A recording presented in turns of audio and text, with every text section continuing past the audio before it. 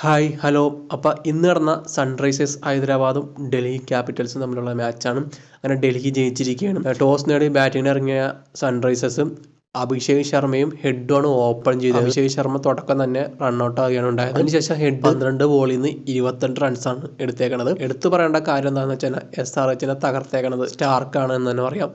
3 ഓവറിൽ നിന്ന് 5 വിക്കറ്റാണ് എടുത്തേക്കുന്നത്. 3.4 ഓവറിൽ നിന്ന് 5 വിക്കറ്റ് 35 റൺസാണ് വഴങ്ങിയത്. സ്റ്റാർക്ക് എല്ലാത്തിൻ്റെ മുന ഒടിച്ചെന്ന് തന്നെ പറയാം.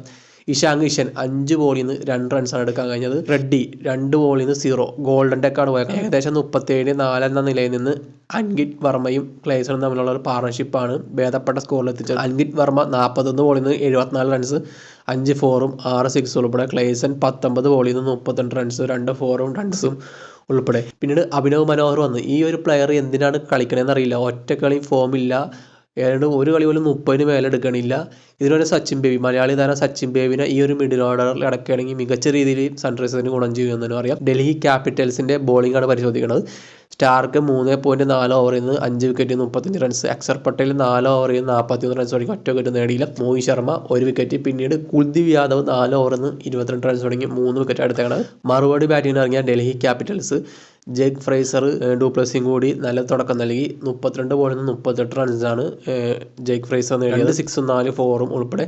ഡുപ്ലസി 27 പന്തിൽ നിന്ന് 50 റൺസാണ് നേടിയത്. 3 6 3 4 ഉൾപ്പെടെ. പിന്നീട് വന്ന അഭിഷേക് ശർമ്മ 18 ബോളിൽ നിന്ന് 34, 2 6ഉം 2 4 ഉൾപ്പെടെ. പിന്നീട് രാഹുലിൻ്റെ ഒരു വെട്ടിക്കെട്ടായിരുന്നു. 5 ഓവറിൽ നിന്ന് 15 എടുത്ത് 1 6ഉം 2 4 ഉൾപ്പെടെ രാഹുൽ ഔട്ടായി. സ്റ്റബ്സ് വന്ന് 14 ബോളിൽ നിന്ന് 21 റൺസ് എടുത്ത് 3 4. SRHന് വേണ്ടി മികച്ച രീതിയിൽ പന്തെറിഞ്ഞ ഷീഷാൻ അൻസാരി എന്ന പ്ലെയറാണ്, ഇന്ത്യൻ പ്ലെയറാണ്. 4 ഓവറിൽ നിന്ന് 42 റൺസ് വഴങ്ങി 3 വിക്കറ്റാണ്. ഇദ്ദേഹം മാത്രമാണ് വിക്കറ്റ് എടുത്തത്.